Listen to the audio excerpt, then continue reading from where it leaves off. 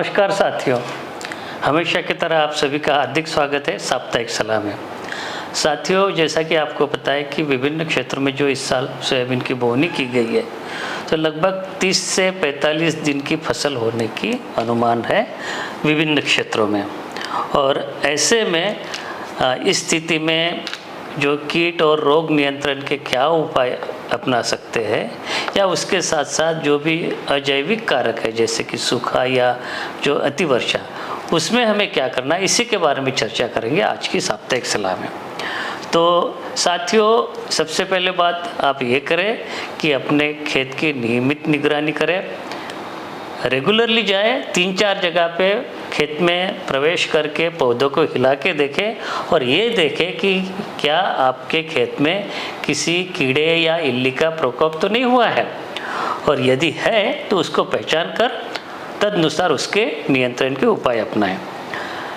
अब ये समय है कि चक्रभृंग होने की संभावना होती है, और ये इसकी संभावना तब अधिक बढ़ जाती है यदि आपकी सोयाबीन की फसल घनी हो, यानी जिन्होंने बीज दर ज़्यादा अपनाया है। तो आपको ये पता चल जाता है कि जो चक्रभृंग से ग्रसित पत्तियां जो है लटकी हुई दिखाई देती है, तो उसको तुरंत देखते ही अपने नियंत्रण के उपाय अपनाना, जिसके बारे में हम बाद में चर्चा करेंगे। साथियों, एक चीज़ और है कि कुछ किसान भाई ये बोलते कि अभी इस समय पे हमारी फसल फूल आने की अवस्था में है, और यदि ऐसी स्थिति में कीड़े या बीमारी का प्रकोप या इल्लियों का प्रकोप देखा जाता है तो वो डरते हैं कि अगर स्प्रे करने से फूल झड़ जाएंगे। तो आपको ये ज़रूर देखना है कि भले ही आपकी फसल फूल आने की अवस्था में हो, लेकिन यदि आपके खेत में इल्लियों का या कीड़े बीमारियों का प्रकोप है तो उसके नियंत्रण के उपाय के लिए ज़रूर छिड़काव करना चाहिए। कुछ जगह पे अधिक वर्षा हो रही है, यानी कि जल भराव की स्थिति हो रही है, तो आपको जो ड्रेनेज की व्यवस्था करना चाहिए, अतिरिक्त जल निकास की व्यवस्था करनी चाहिए। साथ ही साथ कुछ क्षेत्र ऐसे हैं अभी भी वहाँ पे सूखे की स्थिति देखी जा रही है, तो वहाँ पे आपको ये करना है कि जो सूखे से निपटने के लिए जो भी नियंत्रण हमने आपको बताया, उपाय बताया है, जैसे कि दरारें पड़ने से पहले खेत में सिंचाई करना, भूसे की पलवार लगाना,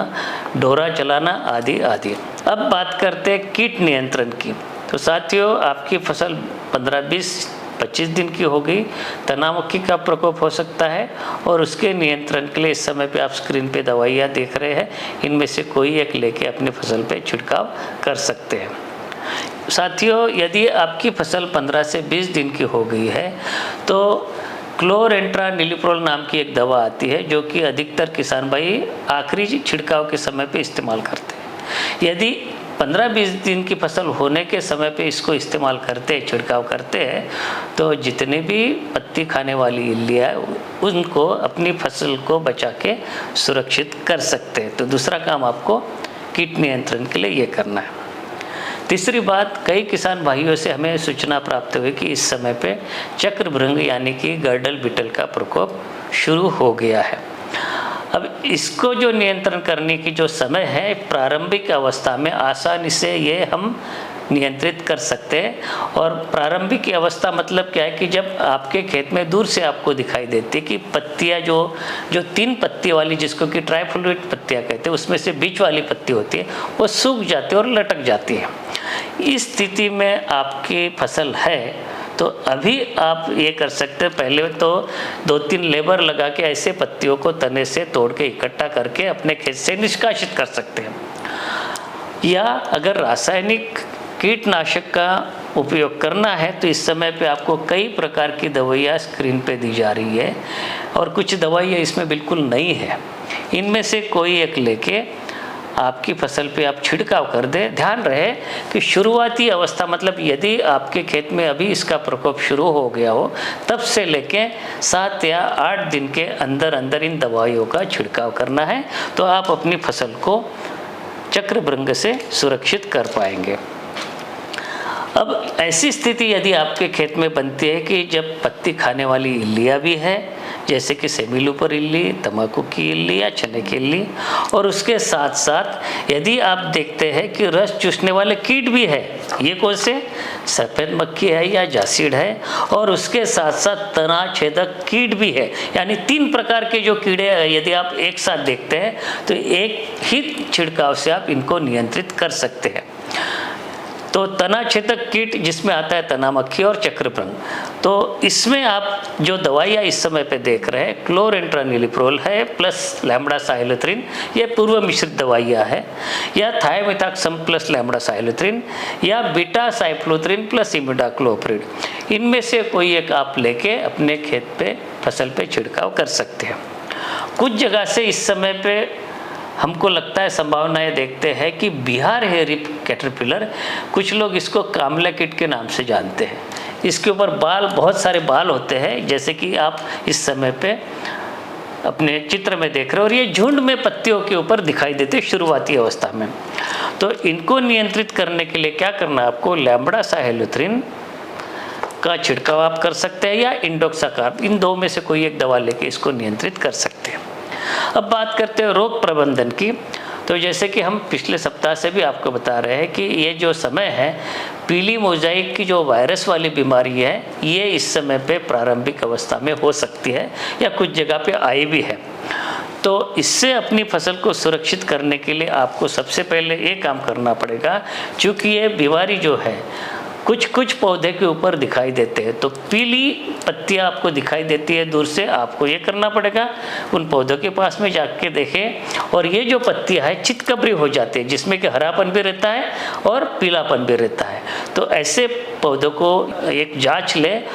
और ये कड़क हो जाती है पत्तियां, और ऐसे मान लीजिए कि वायरस वाली बीमारी इसमें आ गई है। होता क्या है, यदि सफ़ेद मच्छर इसके ऊपर बैठ के रस चूसता है और दूसरी पत्तियों के ऊपर, दूसरे पौधे के ऊपर जाके बैठता है रस चूसने के लिए, तो ये जो वायरस है जो ग्रसित पौधों में से निकाल के स्वस्थ पौधों पे फैला देता है। तो ऐसा होने से इसको रोकना है। तो शुरुआती अवस्था में ही ऐसे पौधों की पहचान करें और अपने खेत से उखाड़ के बाहर ले जाके उसको जला दे या ज़मीन में गाड़ दे, ताकि ये वायरस वाली बीमारी केवल उन्हीं पौधों तक सीमित रखे और दूसरे पौधे को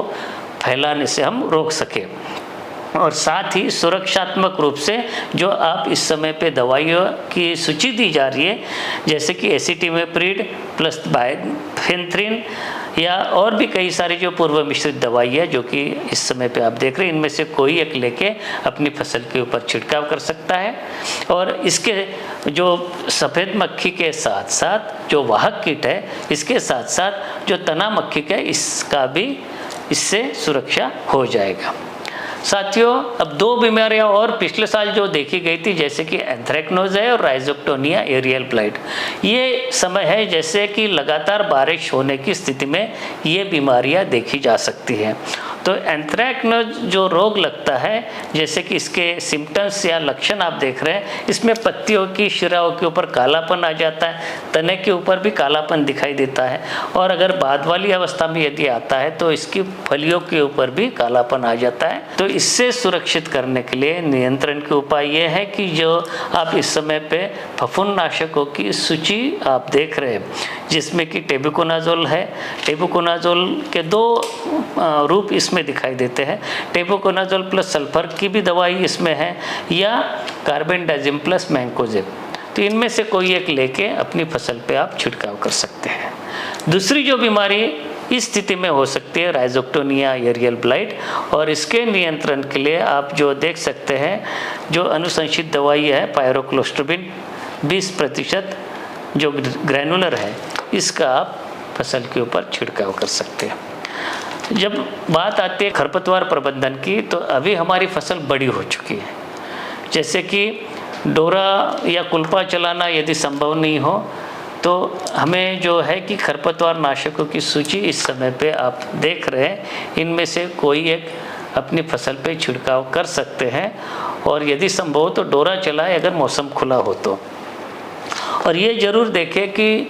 यदि आपने बोनी के तुरंत बाद उपयोगी खरपतवार नाशक का स्प्रे किया है तो अभी आपको किसी भी खरपतवार नाशक का स्प्रे करने की कोई आवश्यकता नहीं है, और उन्हीं दवाइयों का प्रयोग करें जो कि अपनी सोयाबीन की फसल के ऊपर अनुशंसा की गई है। कुछ लोग इसको कीटनाशक के साथ में मिला के भी डालते हैं, तो इसमें बिल्कुल सावधानी रखें। उन्हीं कीटनाशकों के साथ में खरपतवार नाशकों का मिला के प्रयोग करें जो कि सुरक्षित है। यानी हमने जो देखा अनुसंधान माध्यम से,